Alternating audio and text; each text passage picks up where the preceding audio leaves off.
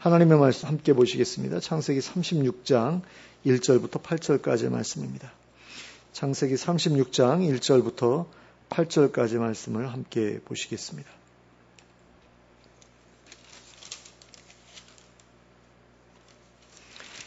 함께 합독하겠습니다. 창세기 36장 1절부터 8절까지입니다. 함께 읽겠습니다. 시작.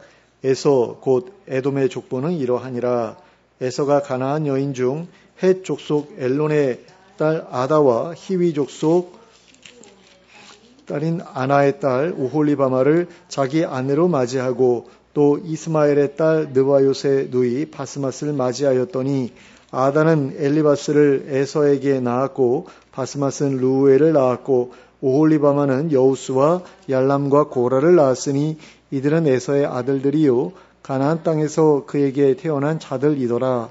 에서가 자기 아내들과 자기 자녀들과 자기 집의 모든 사람과 자기의 가축과 자기의 모든 짐승과 자기가 가나안 땅에서 모은 모든 재물을 이끌고 그의 동생 야곱을 떠나 다른 곳으로 갔으니 두 사람의 소유가 풍부하여 함께 거주할 수 없음이러라. 그들이 거주하는 땅이 그들의 가축으로 말미암아 그들을 용납할 수 없었더라. 이에 에서 곧 에돔이 세일산에 거주하니라. 아멘.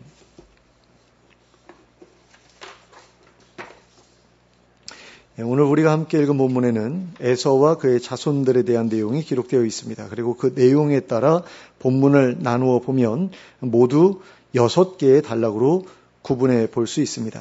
1절부터 5절까지에는 에서가 얻은 세 아내의 이름과 그들로부터 얻은 5 아들의 이름이 기록되어 있습니다. 그리고 6절부터 8절까지에는 에서가 세일산에 거주하게 된 내력이 기록되어 있습니다. 그리고 9절부터 19절까지에는 에서의 아들들이 낳은 손자들의 이름과 그들이 각각 한 족속의 족장들이 되었음이 기록되어 있습니다. 그리고 20절부터 30절까지에는 세일산의 원주민인 호리 족속의 족장들과 그 자녀들의 이름이 기록되어 있습니다.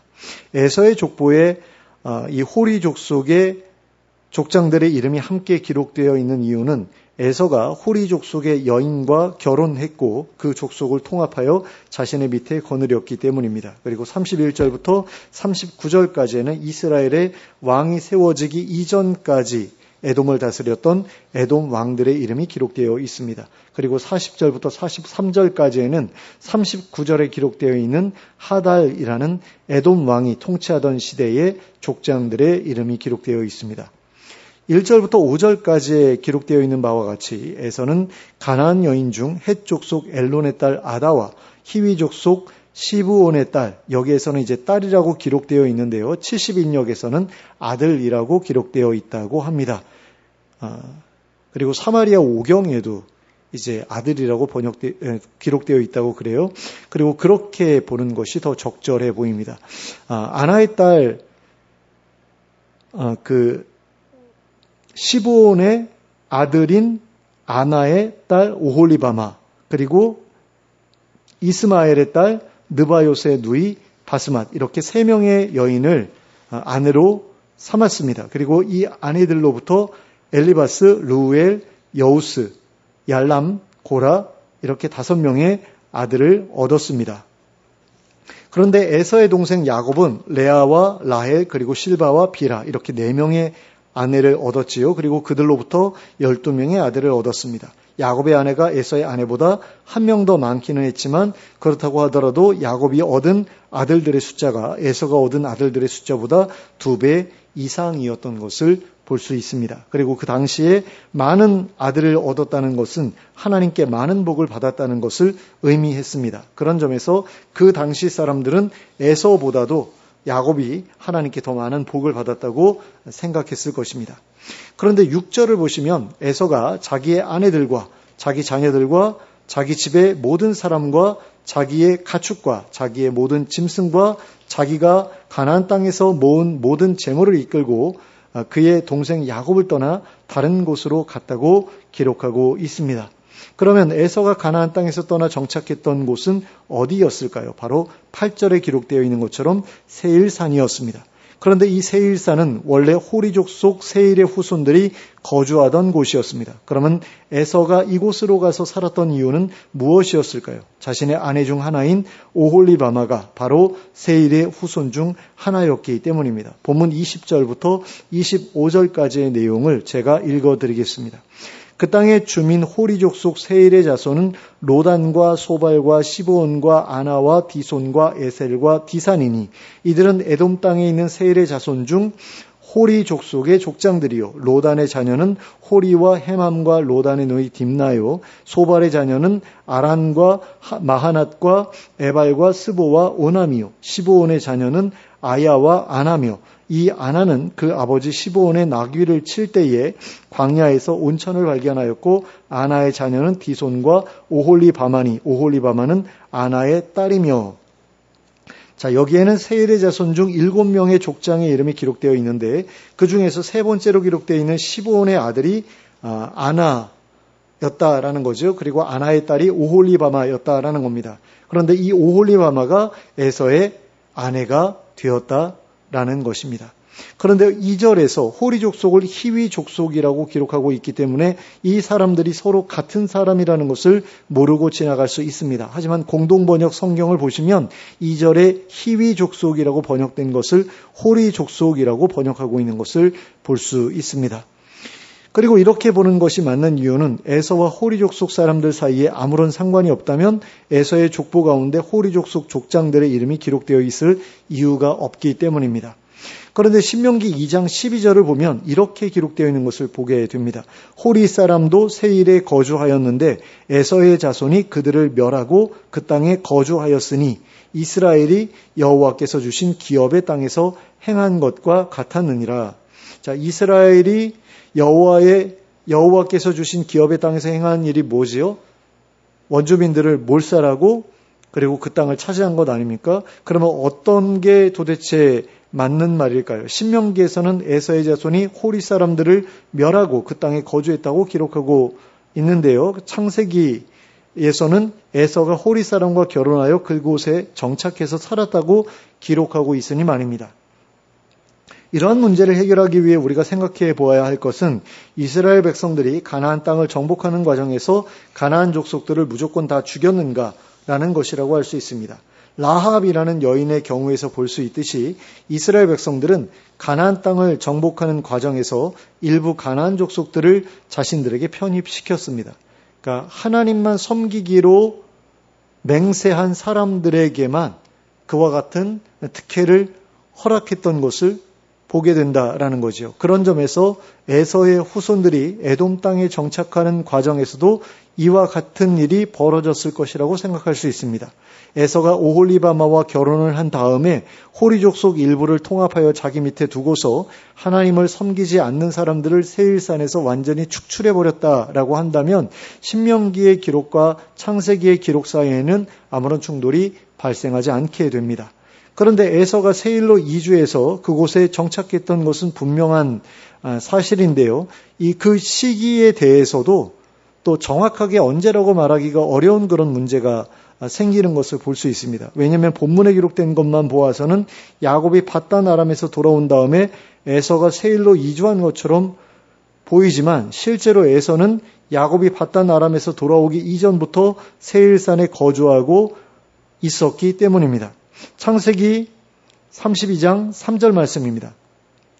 야곱이 세일 땅 에돔들에 있는 형 에서에게로 자기보다 앞서 사자들을 보내며, 자, 여기에서 볼 수 있듯이 야곱은 밧단 아람에서 돌아오는 도중에 자기 형 에서에게 사자를 보내어 자신이 돌아오고 있음을 알렸습니다.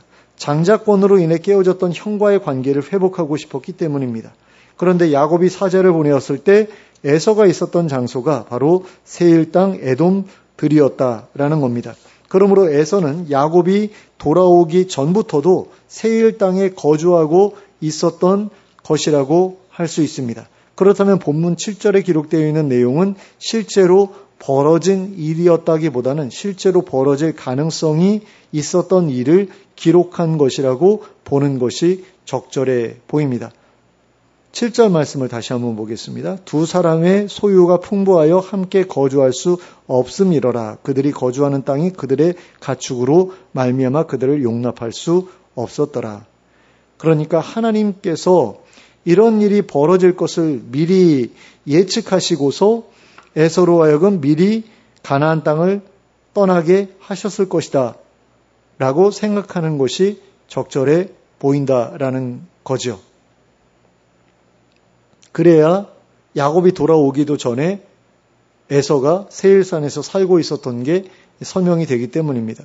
또 에서가 야곱을 만나러 올 때 400명을 데리고 오잖아요. 그럼 그 400명은 도대체 어디서 난 사람들이냐라고 했을 때 당연히 세일산에서 에서와 함께 살아가고 있었던 사람들이었다라고 볼 수 있는 거죠.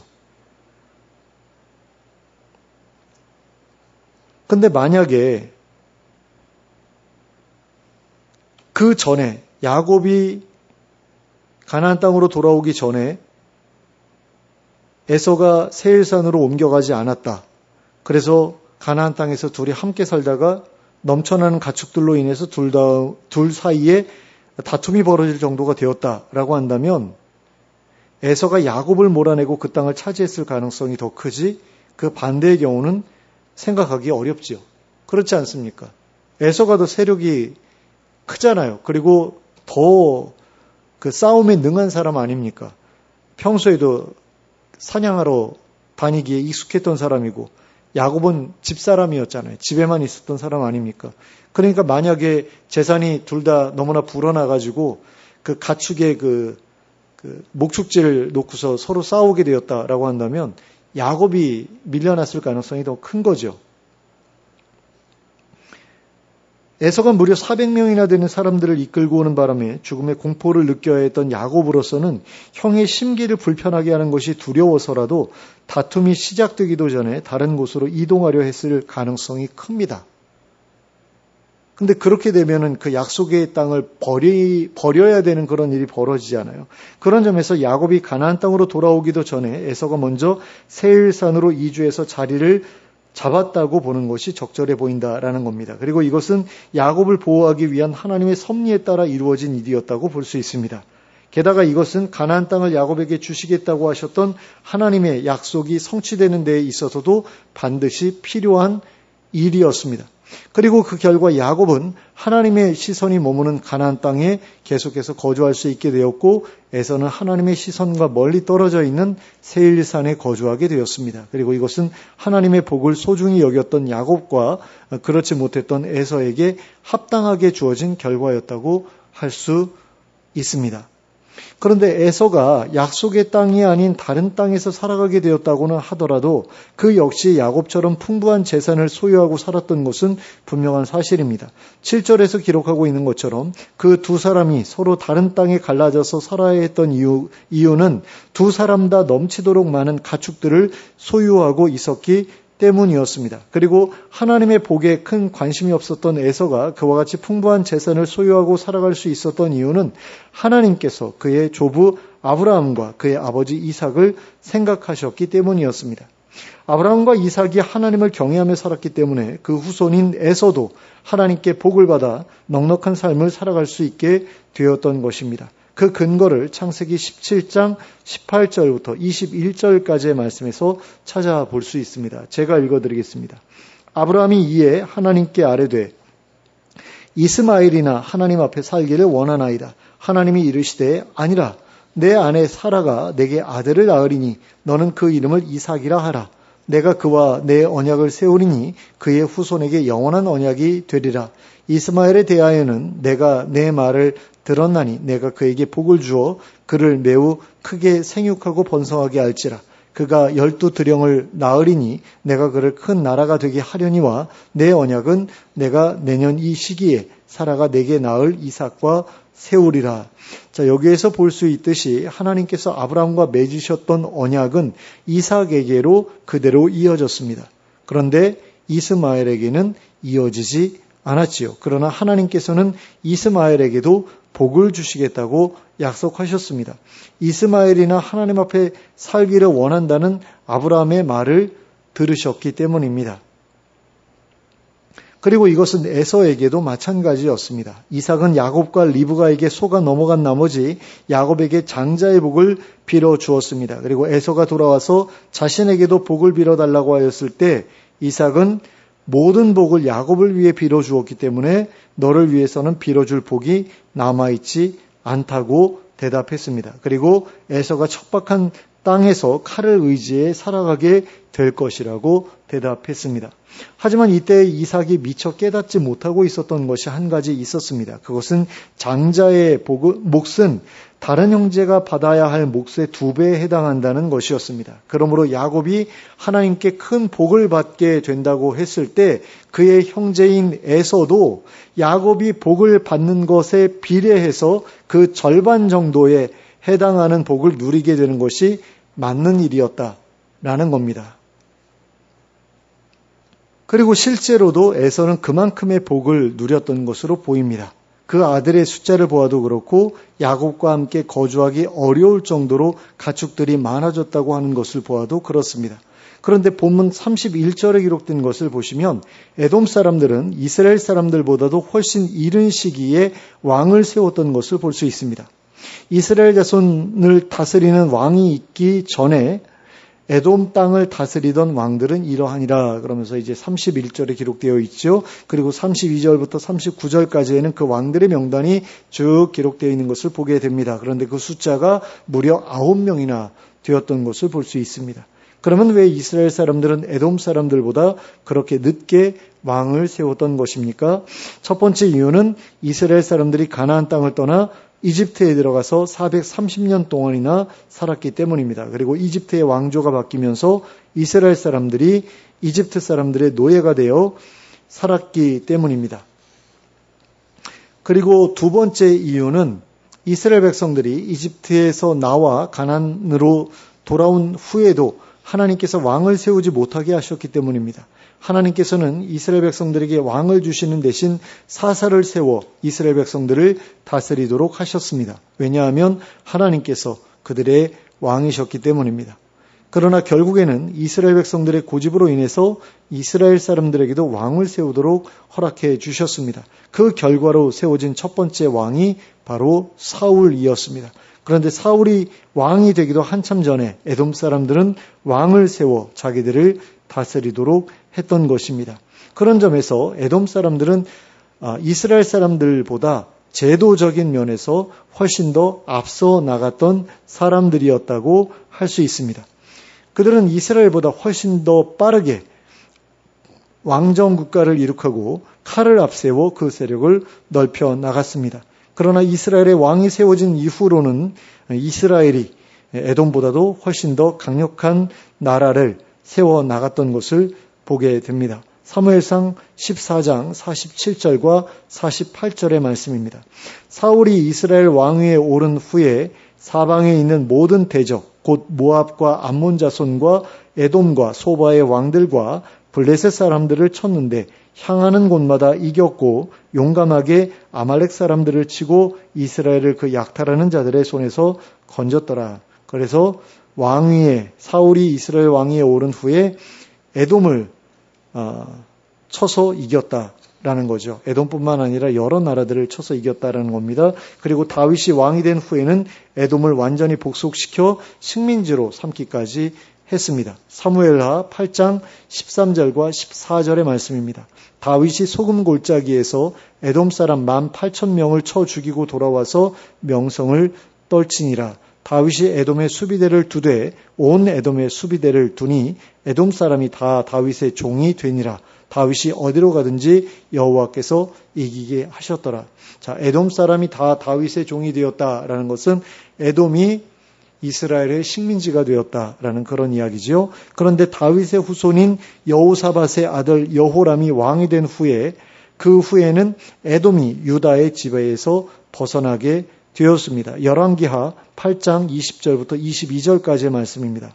여호람 때에 에돔이 유다의 손에서 배반하여 자기 위에 왕을 세운 고로 여호람이 모든 병거를 거느리고 사일로 갔더니 밤에 일어나 자기를 애워싼 에돔 사람과 그 병거의 장관들을 치니 이에 백성이 도망하여 각각 그들의 장막들로 돌아갔더라. 이와 같이 에돔이 유다의 수하에서 배반하였더니 오늘까지 그러하였으며 그때에 림나도 배반하였더라. 그리고 이렇게 유다로부터 독립을 이룬 에돔은 계속해서 유다를 괴롭혔습니다. 특히나 바벨론이 유다를 공격할 때에는 그 앞잡이 노릇을 하기도 했습니다. 그리고 이처럼 유다를 대적하고 압제했던 에돔은 하나님으로부터 멸망을 선고받았습니다. 에스겔서 35장 1절부터 9절까지의 말씀입니다.